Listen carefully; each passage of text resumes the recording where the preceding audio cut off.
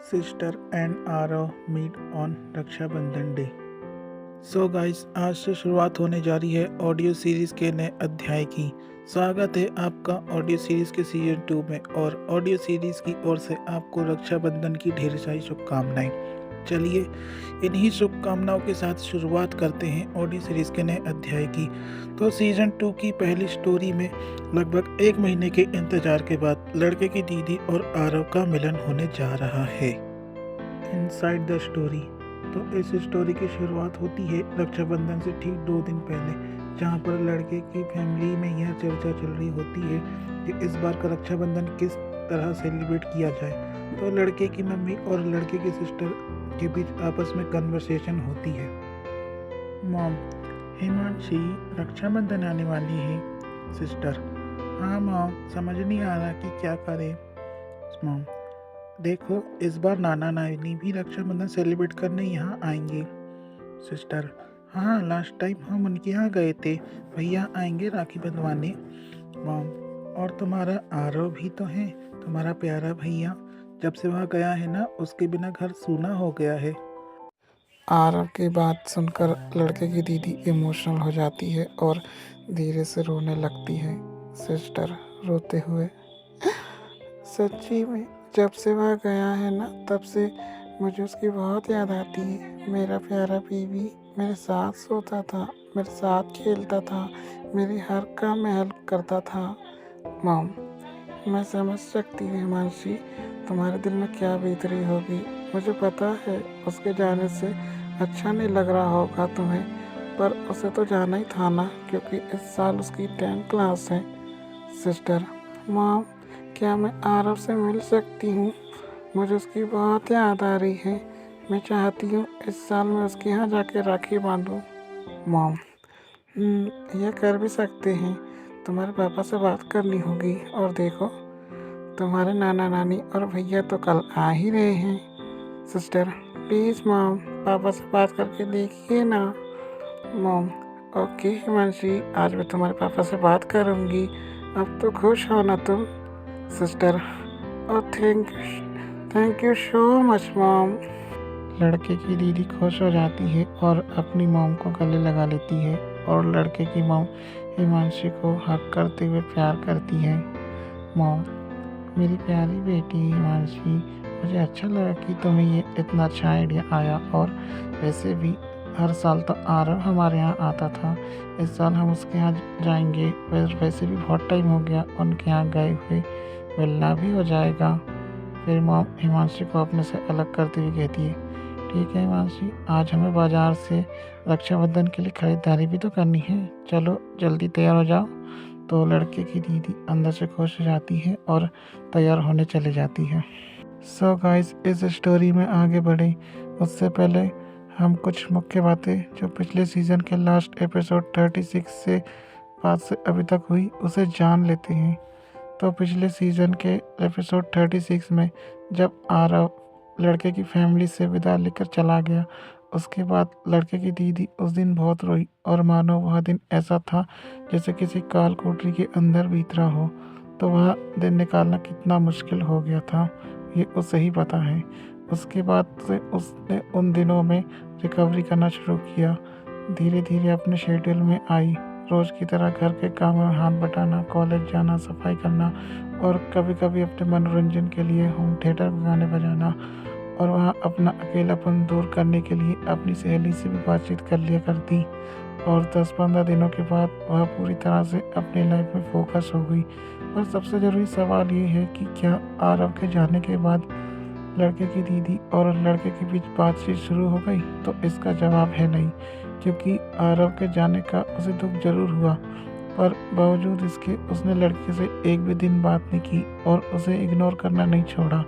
पर सबसे ज़रूरी सवाल ये है कि क्या लड़के और उसकी सिस्टर के बीच जब से यह इंसिडेंस हुआ है, तो क्या लड़के की दीदी और लड़के को राखी बांधेगी? तो इसका जवाब तो हमें इस स्टोरी के एंड में मिलेगा। तो लड़के की दीदी अपने मॉम के साथ स्कूटी में बाजार गई होती है और वहाँ से रक्षाबंधन के लिए ज़रूरी सामान खरीद के आते हैं। तो लड़के की दीदी अपनी मॉम के साथ स्कूटी में बाजार गई होती है और वहाँ से रक्षाबंधन के लिए ज़रूरी खरीदारी करके वापस आते हैं। और जब शाम को पापा घर आते हैं तो लड़के की मम्मी पापा से कहती है, मॉम, सुनिए जी, रक्षाबंधन आने वाली है और हिमांशु का बहुत मन है कि वह आरव के पास जाए। डैड, हाँ तुम सही कह रही हो। अपनी फूल जैसी बेटी को मैं उदास भी नहीं देख सकता। हिमांशु जब हंसती है ना तो ऐसा लगता है मानो सफ़ेद फूल खेल खिला रहे हो। हिमांशु मेरी फूल जैसी बेटी है और उसकी छोटी सी इच्छा, वह पिता ही क्या जो अपनी बेटी की छोटी सी इच्छा भी पूरी ना कर सके। तुम चिंता ना करो, मैं अपनी बेटी की ख्वाहिश पूरी करूँगा। चलो आरव के यहाँ चलते हैं इस बार। तभी हिमांशी टीवी वाले रूम में आती है। तब उसके पापा उससे कहते हैं, डैड, क्यों हिमांशी, तुम आरव से मिलना चाहती हो? सिस्टर, हाँ पापा, मुझे उससे मिलना है। मैं चाहती हूँ कि मैं आरव के घर जाके उसे राखी बांधूँ। डैड, तो ठीक है हिमांशी, तुम्हारी खुशी में मेरी खुशी। चलो आरव के यहाँ चलते हैं। सिस्टर, क्या सच्ची पापा? डैड, हाँ मेरी बेटी। लड़के की दीदी बहुत खुश हो जाती है और अपने पापा को बहुत कस के गले लगा लेती है। सिस्टर, आई लव यू पापा, I am proud of you, आप इस दुनिया के सबसे अच्छे पापा हैं। Dad, I love you too Himanshi बेटी। अच्छा चलो आ जाओ, तुम्हारे लिए अच्छी सी ड्रेस सेलेक्ट करते हैं। तो लड़के की दीदी अपने पापा के साथ मोबाइल में अच्छी सी ड्रेस सेलेक्ट करने में लग जाती है। और फिर इस स्टोरी में एंट्री होती है लड़के की। दरअसल इस पूरे वाक़े के दौरान लड़के ने यह सब सुन लिया था और फिर से आरव के बारे में सुनकर उसे फिर से घबराहट होने लगती है। लड़का, शिट यार, अभी 1 महीने तो चैन से बीत रहे थे, लेकिन यार यह फिर से अब पता नहीं मेरा क्या होगा। और फिर अगले सीन में हमें लड़का अपने रूम में दिखाया जाता है, जहाँ पर वह यह सब सोच ही रहा होता है कि उसे दीदी की सहेली का फ़ोन आता है। लड़का फ़ोन उठाते हुए, बॉय, हेलो सिस फ्रेंड, हाय रोहन, कैसे हो भैया? बॉय, हाय दीदी, इतने दिन बाद आपका कॉल देखकर मैं सरप्राइज़ हो गया। सिस फ्रेंड, हाँ तुम्हें याद है लास्ट टाइम तुम मेरे बर्थडे में आए थे और मैं तुम्हें घर छोड़ी थी? बॉय, हाँ दीदी, मैं उस दिन को कैसे भूल सकता हूँ। सिस फ्रेंड, और बताओ भैया, कैसा रहा उस दिन मेरा साथ, अच्छा लगा ना तुम्हें? बॉय, हाँ दीदी। सिस फ्रेंड, एनीवे 2 महीने हो गए ना हम एक दूसरे से बात करे हुए? बॉय, हाँ दीदी। सिस फ्रेंड, अच्छा तुम्हारे घर में सब कैसे हैं? आपकी मम्मी, आपके पापा कैसे हैं? बॉय, अच्छे हैं दीदी। सिस फ्रेंड, और तुम्हारी दीदी कैसी है? बॉय, अच्छी है। सिस फ्रेंड, भैया 2 महीने हो गए और मुझे पता चला कि तुम्हारा कज़न भाई चला गया। बॉय, हाँ उसे गए हुए 1 महीना हो गया। सिस फ्रेंड, भैया 2 महीने हो गए, तुम दोनों के बीच कुछ ठीक हुआ? आई मीन तुम दोनों के बीच बातचीत शुरू हुई? बॉय रोते हुए, कि दीदी क्या बताऊं, 2 महीने बाद भी वही हालात हैं। मेरी दीदी उसके जाने के बाद भी मुझसे बात नहीं कर रही। यहाँ तक उसने मम्मी पापा से रिक्वेस्ट भी की कि वह इस साल आरव के घर जाके उसे राखी बांधेगी। सिस फ्रेंड, भैया तुम्हारी दीदी को बहुत दुख हुआ उसके जाने से। उसने कई बार मुझे फ़ोन करके बताया। मुझे आरव के बिना अच्छा नहीं लग रहा, और अगर तुम्हारी दीदी की इच्छा है कि वह तुम्हारे कज़न भाई के यहाँ जाकर उसे राखी बांधे, तो इसमें ही उसकी खुशी है। मैं समझ सकती हूँ भैया तुम्हें कैसा लग रहा होगा, पर तुम अपनी दीदी की खुशी चाहते हो ना, तो जो वह कर रही है उसे करने दो। बॉय, समझ गए दीदी, पर यह तो बताओ कि क्या मेरी दीदी मुझे राखी बांधेगी? क्योंकि आपको तो पता ही है कि मॉल में एक अनजान लड़की से टकराने की वजह से मेरी जो इमेज खराब हुई, उसकी बाद मेरी दीदी ने मुझे थप्पड़ मारा और यहाँ तक कह दिया कि तू मेरा भाई नहीं आज से। सिस फ्रेंड, फिर तो बहुत मुश्किल है भैया कि वह तुम्हें राखी बांधे, क्योंकि मैंने तुम्हें उस दिन भी बताई थी कि मॉल में जो हुआ उसे वह ट्रिगर कर चुका है, और यह भी हो सकता है कि शायद वो तुम्हें इस साल राखी ना बांधे। लड़का: नहीं दीदी, कह दो कि ये झूठ है, ऐसा नहीं हो सकता। सस्पेंड: भैया समझने की कोशिश करो, उसे बहुत गहरा धक्का लगा है। अच्छा ये बताओ, जब तुमने अपनी लाइफ में पहली बार अच्छा काम किया तब उसने तुम्हें पूछा?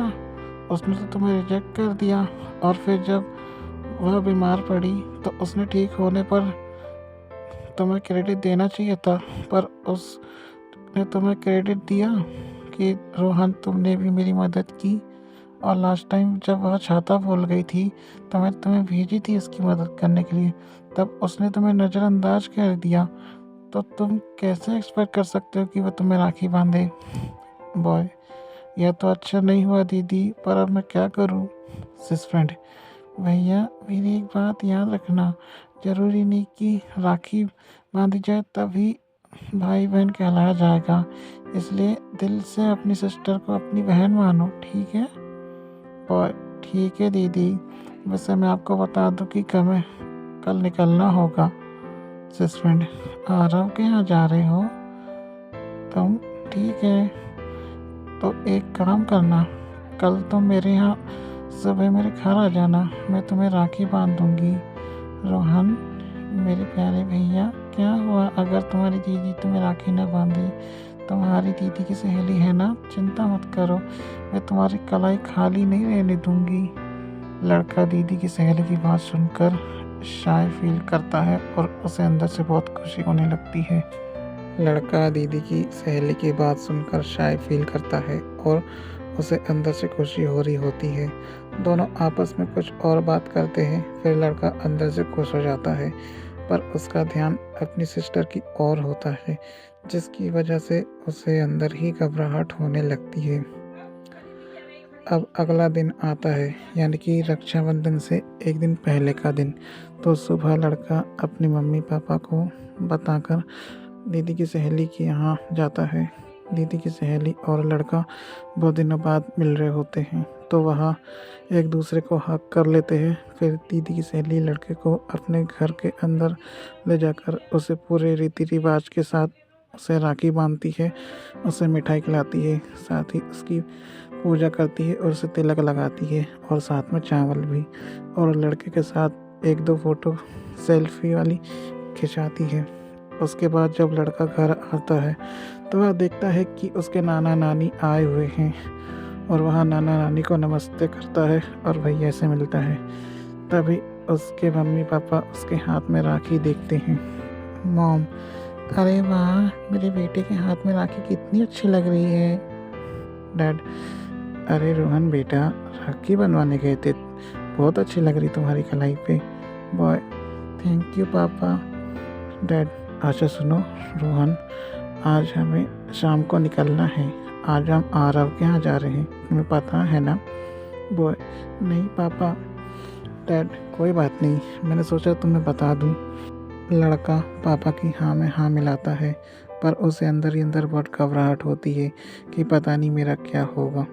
दिन में नाना नानी के साथ बातचीत करने के बाद शाम को वे तैयार होते हैं आरव के यहाँ जाने के लिए। तो पापा 60 सीटर गाड़ी बुक करते हैं जो शाम तक आ जाती है।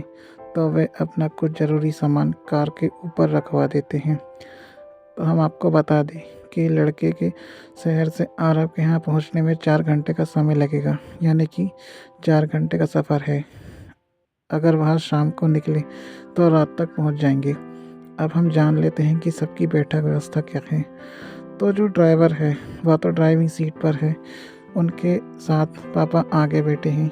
बीच वाली सीट में लड़के की मम्मी, लड़के की सिस्टर, नानी और नानी का लड़का बैठे होते हैं, और पीछे की जो 2 सीट है उस पर नाना और लड़के को बिठा दिया जाता है। और हम आपको बता दें कि लड़के की फैमिली ने पहले ही इन्फॉर्म कर दिया था कि वे आने वाले हैं। लड़के की फैमिली सफ़र एंजॉय करती है, लेकिन सफ़र के दौरान लड़के की बेचैनी धीरे धीरे बढ़ने लगती है। और वहीं हम देखते हैं कि लड़के की सिस्टर नाना, नानी और उसके लड़के से बात कर रही होती है। अपना इग्नोरेंस देखकर लड़के को ऐसा लगा मानो उसे सामने से किसी ने नज़रअंदाज करके निकल गया हो। सफ़र के दौरान उन्हें शाम से रात हो जाती है और लगभग 3 घंटे का सफ़र करने के बाद वे एक ब्रेक लेते हैं, जहाँ पर हम देखते हैं कि लड़के के पापा सबके लिए चाय ऑर्डर करते हैं और हम देखते हैं कि चाय आते ही सभी टी एंजॉय करते हैं और लड़के की दीदी नानी और उसके लड़के से बात कर रही होती है और चाय पी रही होती है, बट वहाँ भी वह लड़के को इग्नोर कर रही होती है। यह देखकर लड़के को ऐसा लगा मानो वो वहाँ पर है ही नहीं। फिर वो चाय पी के अपना सफ़र कंटिन्यू करते हैं। आधा सफ़र ख़त्म होने के बाद पापा कहते हैं कि बस 1 घंटा बचा है और हम 1 घंटे में आरव के यहाँ पहुँच जाएंगे। और इसी बीच लड़के की बेचैनी धीरे धीरे अब बहुत ज़्यादा बढ़ चुकी थी और बेचैनी के मारे घबराने लगा था कि अब मेरा क्या होगा, मुझे फिर से वही सब दिखने वाला है। इस टाइम तक मानो लड़के के चेहरे की हवाइयाँ पूरी तरह से उड़ी हुई थी और फाइनली 4 घंटे का सफ़र करने के बाद वह आरव के यहाँ पहुँच जाते हैं। और हम आपको बता दें कि आरव अपार्टमेंट में रहता है, जहाँ पर उसका घर फ्लोर पर है। अब यहाँ पर लड़के की धड़कन बहुत तेज़ हो जाती है, उसकी टांगें काँपने लगती है और वह पूरी तरह से घबराया हुआ होता है कि मुझे फिर से वही सब दिखेगा। और लड़के की फैमिली लिफ्ट से 5th फ्लोर पे जाती है और आरव के घर पहुंच जाती है और वह दरवाज़ा खटखटाते हैं। तब आरव की मम्मी दरवाज़ा खोलती है और वह खुश हो जाती है कि लड़के की पूरी फैमिली आई हुई है और वह उनका स्वागत करती है। आरव की मम्मी आरव को बुलाती है। आरव की मॉम, आरव इधर आओ बेटा, देखो कौन आया है। आरव, हाँ मम्मी अभी आया। जब आरव देखता है तो लड़के की फैमिली को देखकर हैरान हो जाता है और फिर आरव को दिखती है लड़के की दीदी। लड़के की दीदी आरव को देखकर खुशी से फूली नहीं समा रही थी और लड़के की दीदी को देखकर आरव 1 मिनट के लिए जम सा गया और फिर लड़के की दीदी को रोना आता है। आरव को देखकर लड़के की दीदी उसे रोते हुए गले लगाती है और लड़के की दीदी को रोता देख अब आरव को भी रोना आ जाता है और वह भी लड़के की दीदी से गले लग के फूट फूट के रोने लगता है। सिस्टर रोते हुए उसे गले लगाते हुए, आरव मेरा भैया, मेरा बेटू कैसा है? मेरा भैया, मैंने तुम्हें बहुत मिस किया। आरव उसे गले लगाते हुए रोते हुए, दीदी आप कैसी हो दीदी? मुझे आपकी बहुत याद आई। जब से आपके यहाँ से आया हूँ हमेशा मुझे आपकी याद आती थी। और लड़के की दीदी से गले लगते हुए आरव रोने लगता है। तभी लड़के की दीदी आरव को कस के गले लगा लेती है और दोनों को 5 मिनट से ज़्यादा टाइम हो गया एक दूसरे से चिपके हुए। आरव, दीदी मुझे ही पता है कि मैंने 1 महीना आपकी याद में कैसे निकाला। हर दिन रोता था आपके लिए और मैं अपने आप से कहता था कि एक दिन मैं अपनी दीदी से ज़रूर मिलूँगा। और आज जब इतने दिनों बाद आपसे मिला तब मैं अपने आप को रोने से नहीं रोक पा रहा हूँ। दीदी मैंने आपको बहुत मिस किया। सिस्टर, मैं भी आपको बहुत मिस करती हूँ। मुझे भी लगता था कि मैं आपसे कम मिलूँगी और जब मैं तुमसे मिली तो आज मुझे इतनी खुशी हो रही है कि मैं अपने इमोशन पर कंट्रोल नहीं कर पा रही हूँ। फिर लड़के की सिस्टर आरव को चुप कराते हुए कहती है, सिस्टर बस बस आरव चुप हो जाओ भैया, आंसू पोछो। आरव मेरा भैया, मेरा बीबी, मेरा भैया स्ट्रांग है ना? मेरा प्यारा भैया चुप हो जाओ। देखो मैंने भी अपने आंसू पोंछ लिए है ना, चुप हो जाओ। लड़के की दीदी आरव को अपने से अलग करते हुए उसे मनाती है, साथ ही में उसकी आंखों से आंसू पोंछती है अपनी चुन्नी से। पर इस दौरान लड़के की फैमिली और आरव की मॉम इमोशनल हो जाते हैं। दोनों भाई बहन को इतने दिनों बाद मिलता देख किसी के भी आंसू नहीं रुक रहे थे। यहाँ तक लड़के के पापा भी अपने आंसू नहीं रोक पाए।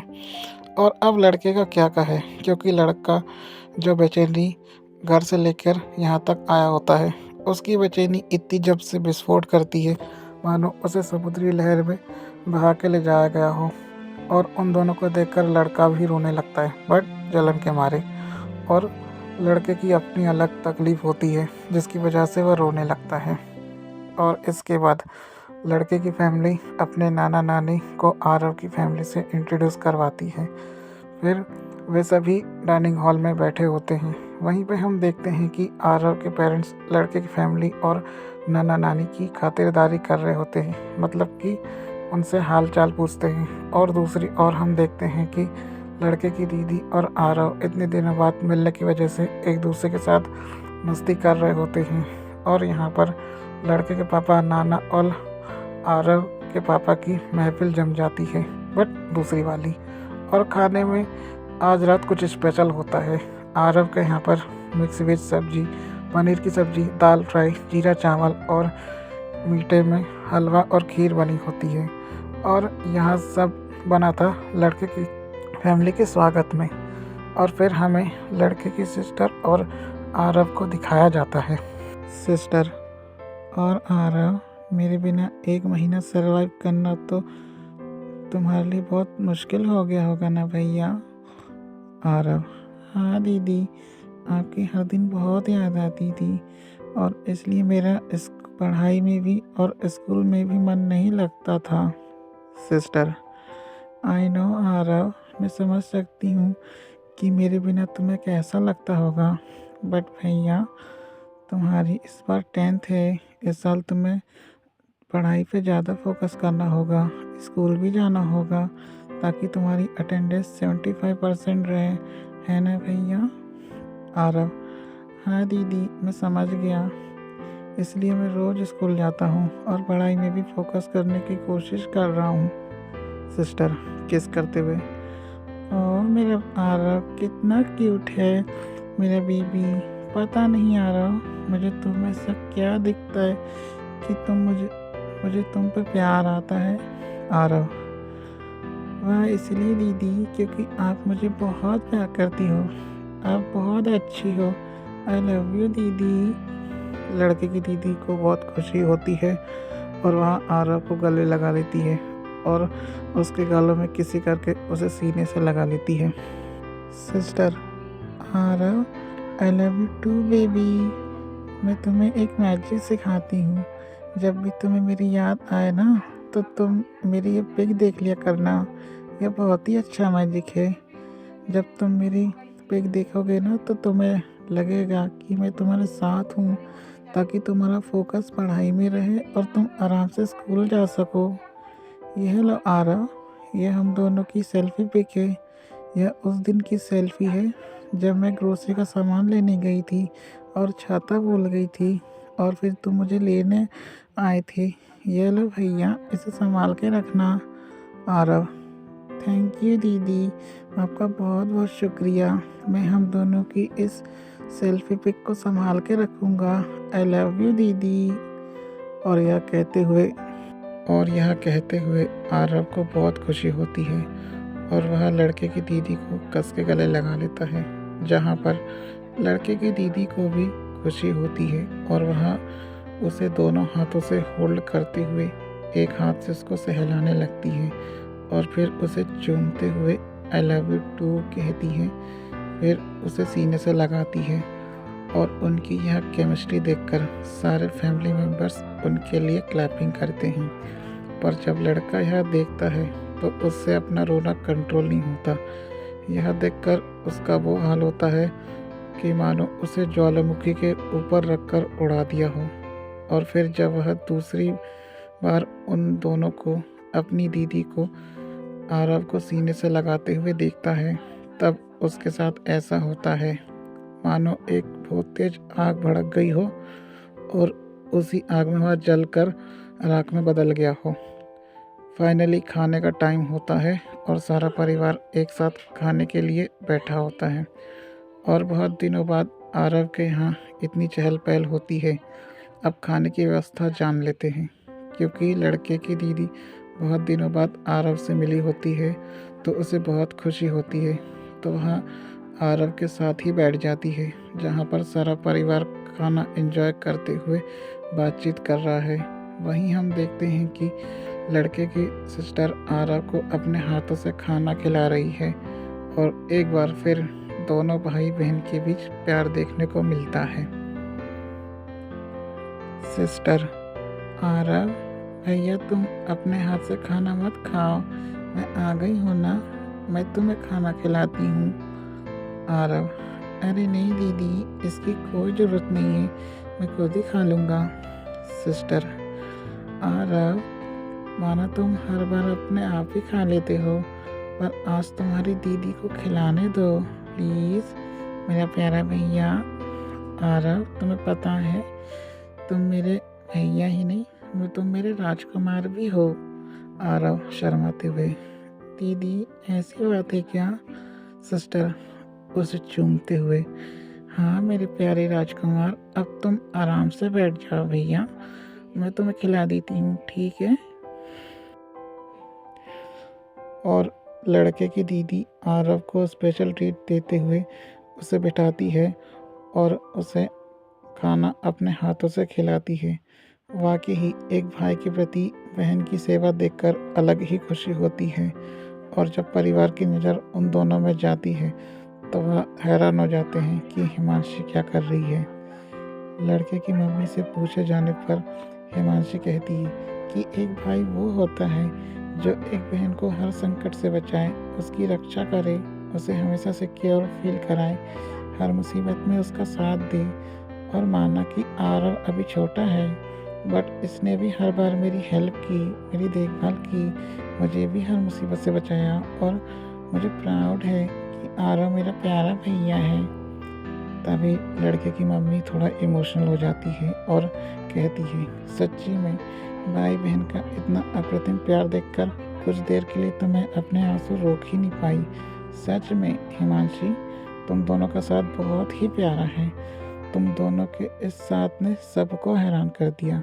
बस मैं ईश्वर से यही प्रार्थना करती हूँ कि तुम दोनों की जोड़ी सलामत रहे। इसके बाद लड़के की दीदी और आरव एक दूसरे को गले लगाते हैं और एक बार फिर सारा परिवार क्लैपिंग के साथ उन्हें अप्रिशिएट करता है और वो अभी भी जलन की आग में जल रहा होता है। यह सब देखने के बाद उसका वो हाल हुआ मानो उसे किसी आग की भट्टी में डालकर जलाया जा रहा हो। और इसके बाद वह अपनी दीदी को आरव को सीने से लगाते हुए देखता है, तब उसका वो हाल होता है मानो कि वह आंसू की नदी में डूब रहा हो, क्योंकि यह चीज़ उसके बर्दाश्त के बाहर हो जाती है। और आरव के घर में एक बालकनी होती है तो वो वहाँ पे जाके रोने लगता है और यह चीज़ पूरे 1 महीने बाद उसे दिखी, इसलिए उसकी रुलाई फूट पड़ती है और वह बिलक बिलक के रोने लगता है। और फिर जब वह रो के अंदर आता है तो वह देखता है कि सभी का खाना हो चुका है, तो वह अपना खाना कंप्लीट करता है। और दूसरी तरफ हम देखते हैं कि लड़के की मम्मी, नानी, आरव की मम्मी और सिस्टर कल के रक्षाबंधन की प्लानिंग कर रहे होते हैं कि कौन सी राखी कौन से भैया को बांधना है। और फिर लड़का थोड़ी आगे जाता है जहाँ पर वह देखता है कि आरव अपना होमवर्क कर रहा है और अब फाइनली सोने का टाइम हो गया था, तो जान लेते हैं कि सोने की व्यवस्था कैसी है। तो आरव के घर एक डाइनिंग हॉल है और 2 बेडरूम। तो आरव लड़के की दीदी के साथ उसके रूम में सोएगा, क्योंकि लड़के की दीदी डिसाइड कर लेती है कि वह अपने प्यारे भैया के साथ ही सोएगी। अब बचता है एक और बेडरूम, तो वहाँ पर लड़के की मम्मी, लड़के की नानी और आरव की मम्मी तीनों सो जाएंगी। अब बचते हैं लड़के के पापा, लड़के के नाना, नानी का लड़का और बॉय। तो उनके लिए डाइनिंग हॉल में व्यवस्था की जाती है। लड़के को जलन होती है कि मेरी सिस्टर हमेशा आरव के साथ ही क्यों सोती है और मुझे हमेशा अलग ही क्यों सुलाया जाता है, बट अब कुछ नहीं हो सकता क्योंकि जो है सो है। फिर हमें लड़के की दीदी और आरव को एक साथ दिखाया जाता है जहाँ पर वे इतने दिनों के बाद एक साथ होते हैं।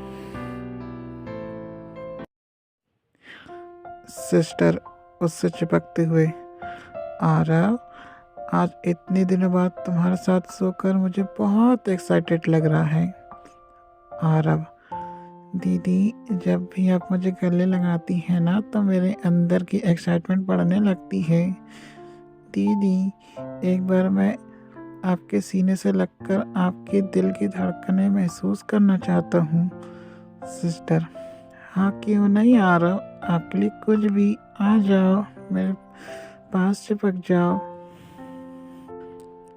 लड़के की सिस्टर उससे अपने से चिपका लेती है, जहाँ पर आरव अपने कान दीदी के सीने पर लगा लेता है और उसे दीदी के बूब्स टच हो रहे होते हैं और उसे धड़कनें सुनाई देती है, तो वह आंख बंद करके उसे फील करता है। लड़के की दीदी सफ़र से आई होती है तो वह थक जाती है, इस वजह से वह जल्दी सो जाती है, लेकिन लड़के की दीदी से इतनी देर चिपके रहने की वजह से वह इरेक्ट हो चुका था, तो वह लड़के की दीदी के गालों पे किस करता है और लड़के की दीदी नींद में ही स्माइल करती है और नींद में उससे कहती है, सिस्टर, आरव क्या हुआ बीबी, मेरा बच्चा रोमांटिक हो गया? हाँ। आरव, हाँ, क्या मैं आपके ऊपर उल्टा होकर सो सकता हूँ?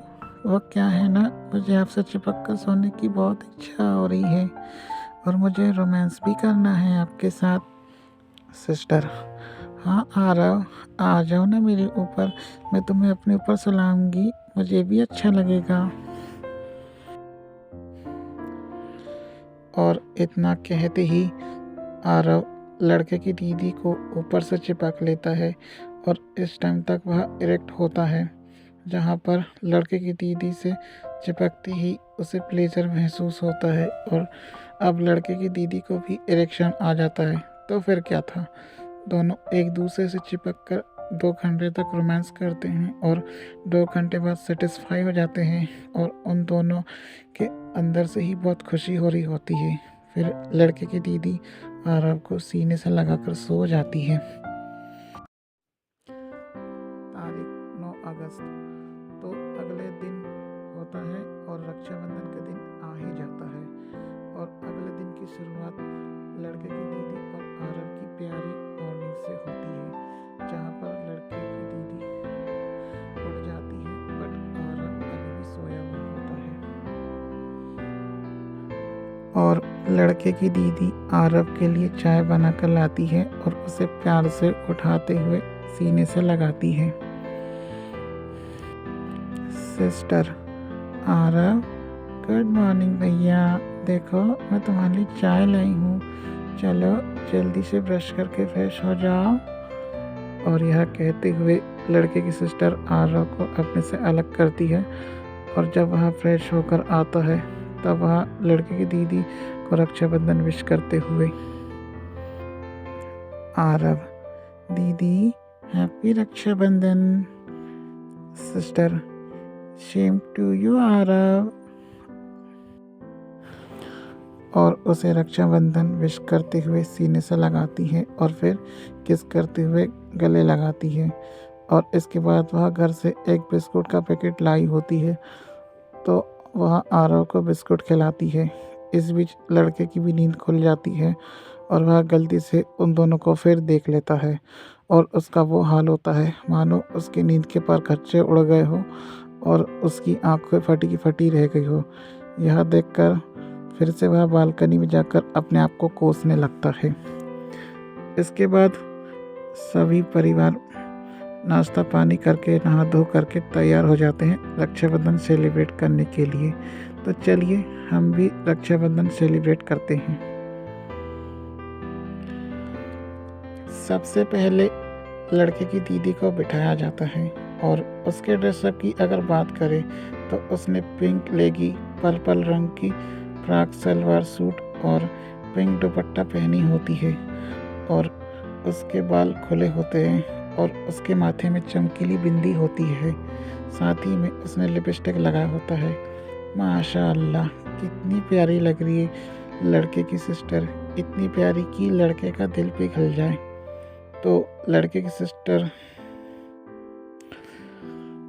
तो लड़के की सिस्टर को बिठाया जाता है और जो पूजा की थाली तैयार होती है उसे लाया जाता है और सबसे पहले उसके प्यारे भैया का नंबर आता है, यानी आरव का। वह भी तैयार होता है और हैंडसम लगता है। लड़के की दीदी आरव को देखकर स्माइल करती है कि आरव शर्मा जाए। सिस्टर हाथ में राखी लिए हुए, आरव हाथ आगे बढ़ाओ भैया। आरव हाथ आगे बढ़ाते हुए, ये लो दीदी। सिस्टर उसे राखी बांधते हुए, यह राखी मेरे प्यारे भैया के लिए। लड़के की सिस्टर आरव को राखी बांधते हुए उसकी पूजा करती है, उसे तिलक लगाती है, उसे चावल लगाती है। इसके बाद नानी का लड़का आता है। लड़के की दीदी उसे भी राखी बांधते हुए उसे भी तिलक लगाकर और चावल लगाकर उसकी पूजा करती है और वह लड़के की दीदी के पैर पड़ता है। लड़के की दीदी, अरे भैया इसकी कोई आवश्यकता नहीं, आप मेरे बड़े भैया हैं। यहाँ तक सब अच्छा चल रहा होता है, लेकिन अब यहाँ पर एक छोटा सा ड्रामा क्रिएट होता है क्योंकि अब बारी लड़के की होती है और वहाँ आके बैठ जाता है। सिस्टर गुस्से में, मम्मी इसे उठाओ यहाँ से। मॉम, अरे कोई बात नहीं हिमांशी, बांध दो ना उसे राखी, तुम्हारा ही भाई है। सिस्टर, जिसे मैं अपना भाई ही नहीं मानती तो मैं उसे राखी क्यों बांधूं? मॉम, पर हिमांशी बांध दो ना, देखो वह कितनी उम्मीद से बैठा है कि मेरी दीदी मुझे राखी बांधेगी। सिस्टर, मॉम मुझे एक बात बताइए कि रक्षाबंधन क्या होता है, क्यों मनाया जाता है, यह पर्व किस लिए होता है? इसलिए ना कि क्योंकि यह एक भाई बहन का पवित्र त्यौहार होता है और रक्षा का मतलब होता है अपनी सिस्टर को हर मुसीबत से बचाना, जो कि हर भाई का कर्तव्य होता है ना। इसलिए एक बहन अपने भाई को राखी बांधती है ताकि उसका भाई उसे हर मुसीबत से बचाए। अरे एक बहन अपने भाई को राखी इसलिए बांधती है ताकि उसका भाई हर मुसीबत में उसके के साथ खड़ा रहे। पर मुझे यह कहते हुए बहुत दुख हो रहा है कि हमारे बीच में एक है जिसने मुझे शर्मिंदा करने का एक भी मौका नहीं छोड़ा, जिसे एक पैसे की भी शर्म नहीं है कि मेरी हरकतों से मेरी सिस्टर पर क्या असर पड़ेगा। और कोई तो इतना गंवार है कि दूसरी लड़कियों को छेड़ने से पहले यह भी नहीं सोचता, जब छेड़ते हुए उसे इतनी शर्म नहीं आती कि वह लड़की किसी की सिस्टर होगी। और सही में शर्म आनी चाहिए ऐसे लड़कों को जो अपनी दीदी के होने के बाद भी ऐसी घिनौनी हरकतें करता है। अरे एक भाई को अपनी बहन को हर मुसीबत से बचाना चाहिए और कम से कम उसमें इतनी तो शर्म होनी चाहिए कि मेरी बहन है तो मैं किसी और लड़की को ना छेड़ूं, और छेड़ने से पहले वह शर्म कर ले कि उसके घर में भी एक बहन है। सिस्टर, आप इसे यहाँ से उठा दीजिए वरना मैं थप्पड़ मार के इसका मुंह तोड़ दूंगी। और फिर लड़के की दीदी आरव को बुलाती है, आरव मेरे पास आओ भैया। आरव लड़के की दीदी के पास आता है और लड़के की दीदी आरव को सीने से लगाते हुए कहती है, सिस्टर यह देखो, यह होता है एक भाई, हमेशा अपनी दीदी के साथ खड़े रहता है। मुझे अपनी पूरी लाइफ में बस यही एक लगता है जो मेरे साथ खड़ा है। यह मेरी हर काम में मदद कराता है, मेरी देखभाल करता है, और जब मैं बीमार थी तो इसी ने मेरी देखभाल की, जिसकी वजह से मैं ठीक हो पाई। और यह सब के अलावा एक बहन को चाहिए कि उसका भाई उसे प्यार करे। आरव मेरा कज़न भाई होने के नाते मुझे बहुत प्यार करता है और मुझे विश्वास है कि आरव आगे भी मेरे साथ खड़ा होगा, मुझे हर मुसीबत से बचाएगा, मुझे हमेशा प्यार करेगा। सिस्टर आरव की ओर देखते हुए, आरव प्रॉमिस करो भैया कि तुम मुझे हर मुसीबत से बचाओगे, हर मुश्किल में मेरा साथ दोगे और तुम मुझे हमेशा खुश रखोगे। आरव दीदी का दोनों हाथ पकड़ते हुए, हाँ बिल्कुल, मैं आज और अभी से आपसे यह वादा करता हूँ कि मैं आपकी हर मुसीबत से आपकी रक्षा करूँगा और हर मुश्किल में आपका साथ दूंगा और आपको खुश रखूँगा।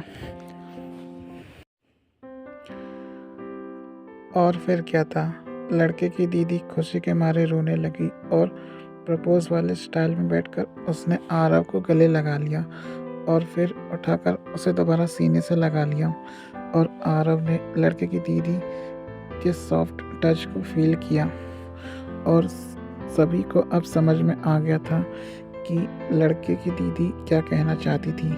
सभी परिवार को अब समझ में आ गया कि रक्षाबंधन क्यों मनाई जाती है। आज वे इसकी वास्तविकता से रूबरू हुए और इसलिए उसे किसी ने फोर्स नहीं किया।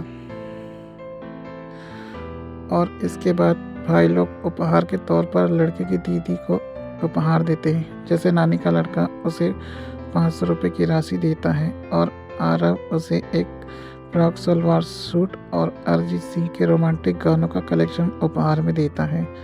आरव का यह उपहार लड़के की दीदी को पसंद आता है और वह उसे थैंक यू सो मच कहते हुए गाल में किस करती है। सिस्टर, आरव, मुझे तुम्हारा गिफ्ट बहुत पसंद आया। सच्ची में भैया, अपनी सिस्टर को इतना प्यारा गिफ्ट मिलना बहुत खुशी की बात है। तुम्हें पता था मुझे फ्रॉक सलवार सूट वाली ड्रेस अच्छी लगती है? आरव, हाँ दीदी, आप मुझे फ्रॉक वाली सलवार सूट में बहुत प्यारी लगती हो, जैसा आप अभी लग रही हो। लड़के की दीदी एक बार फिर आरव को हक कर लेती है और उसका मन करता है कि आरव को गोद में उठा के उसे प्यार करे। सिस्टर, आरव, तुमने सॉन्ग्स कहाँ से लिए भैया? आरव, मैंने ये सारे सॉन्ग्स गूगल क्रोम से डाउनलोड किए और फिर इनको एक पेन ड्राइव में स्टोर किया। दीदी, मुझे पता है कि आपको रोमांटिक गाने बहुत पसंद है, इसलिए यह छोटे भाई की तरफ से आपके लिए। लड़के की दीदी को बहुत खुशी होती है और फिर से वह उसे गले लगाती है। अब दोनों एक दूसरे से चिपक गए थे और लड़के की दीदी उसे सहलाते हुए, सिस्टर थपथपाते हुए, आरव, सच्ची में तुम इतने अच्छे लड़के क्यों हो? मुझे पूछने की कोई ज़रूरत नहीं, मुझे हर बार जवाब मिल जाता है। आज भी तुमने मुझे खुशी दी। आरव, सच में मुझे तुम पर बहुत गर्व है कि तुम मेरे भाई हो। आरव, तारीफ के लिए शुक्रिया, पर दीदी यह सब आपके लिए है, क्योंकि आप मेरी हर बार देखभाल करती हो, आप मुझे बहुत प्यार करती हो। आप इस वर्ल्ड की सबसे बेस्ट सिस्टर हो। दीदी, आई लव यू। सिस्टर सीने से लगाते हुए, I love you too Aarav. और इस तरह लड़के की दीदी आरव को सीने से लगा के बहुत प्यार करती है और इसके बाद वे एक दूसरे को कस के गले लगाते हैं और उन दोनों को अंदर से ही खुशी होती है और सारा परिवार यह देखकर खुश होता है और ताली से उनका स्वागत करता है और अंत में वे एक फैमिली ग्रुप फ़ोटो लेते हैं और इसी के साथ हमारी यह रक्षाबंधन वाली स्टोरी एंड होती है। तो जैसा कि आपने इस स्टोरी में जाना कि ऑडियो सीरीज़ की यह रक्षाबंधन वाली स्टोरी क्यों ख़ास है। इस स्टोरी में ना सिर्फ हमें लड़के की दीदी से रक्षाबंधन का सही महत्व जानने मिला, बल्कि हमें लड़के की दीदी और आरव का अप्रतिम प्यार भी देखने को मिला। सच में अगर कोई यह स्टोरी सुने तो इन दोनों का अप्रतिम प्यार देखकर उसके भी रोंगटे खड़े हो जाएंगे। और अगर बात करें लड़के की, तो ज़रूर उसकी घबराहट, उसकी बेचैनी इसी और इशारा कर रही थी कि उसकी दीदी किसी और को गले लगाती, किसी और को सीने से लगाती, यहाँ तक उसे किस करती। और लड़के को यह बर्दाश्त नहीं था या अच्छा नहीं लगता कि उसकी दीदी उसके होते हुए किसी और को गले लगाए। लेकिन यह सच है कि जो लिखा होता है वह होकर ही रहता है और यह एक ऐसी सच्चाई है जिसे ना तो बदला जा सकता है और ना ही मिटाया जा सकता है। और दीदी की सहेली ने एक बात कही थी और सबसे बड़ा सवाल भी यही था कि उन दोनों के बीच इतना सब होने के बाद क्या लड़के की दीदी लड़के को राखी बांधेगी। दीदी की सहेली ने कहा था कि जब वे तुम्हें अपना भाई ही नहीं मानती तो वे तुम्हें राखी क्यों बांधेगी। और हुआ भी ऐसे ही। जब लड़का राखी बंधवाने बैठा तो उसकी दीदी ने साफ मना कर दिया, लेकिन उसने रक्षाबंधन का सही महत्व भी बताया। लड़के की दीदी ने जो भी कहा उसकी एक भी बात गलत नहीं थी। और सही में एक भाई वह होता है जो एक बहन की हर मुसीबत में उसका साथ दे, उसकी रक्षा करे, ना कि किसी भी लड़की को छेड़े, क्योंकि वह भी किसी की बहन है। सही में लड़के को शर्म आनी चाहिए कि उसकी सिस्टर होते हुए भी वह दूसरी लड़की को छेड़े और उसके अंदर जरा सी भी शर्म ना हो कि वह किसी की बहन है। अगर एक भाई जिसका कर्तव्य है कि वह अपनी बहन की रक्षा करे, लेकिन वही लड़का जब किसी बहन की इज्जत लूटे, उससे गलत कमेंट करे, उसे छेड़े, तो क्या ऐसा लड़का किसी का भाई कहलाने लायक है। इस स्टोरी में लड़के की सिस्टर ने जो कहा ना, वह लड़के को शर्मिंदा करने के लिए काफ़ी था। अपनी दीदी की यह बातें सुनकर लड़के को अब अंदर ही गिल्ट होने लगा और रक्षाबंधन वाले दिन ही वह अपनी सिस्टर के सामने शर्मिंदा हुआ। तो अंत में हम यह कहना चाहेंगे कि लड़के की दीदी ने लड़के के साथ सही किया, उसे सही सबक सिखाया, ताकि वह आगे चलकर किसी भी लड़की को ना छेड़े और हर लड़के की इज्जत करे और उसे बहन की नज़र से देखे। और उन दोनों को साथ देखकर अगर लड़के को तकलीफ़ होती है तो यह उसकी प्रॉब्लम है और इसका जिम्मेदार भी वही है। मॉरल ऑफ द स्टोरी, ज़रूरी नहीं कि एक धागा ही एक भाई बहन के पवित्र बंधन को दर्शाए, इसलिए दिल से एक दूसरे को स्वीकार करें। मिलेंगे ऑडियो सीरीज़ की नई स्टोरी के साथ, तब तक के लिए धन्यवाद।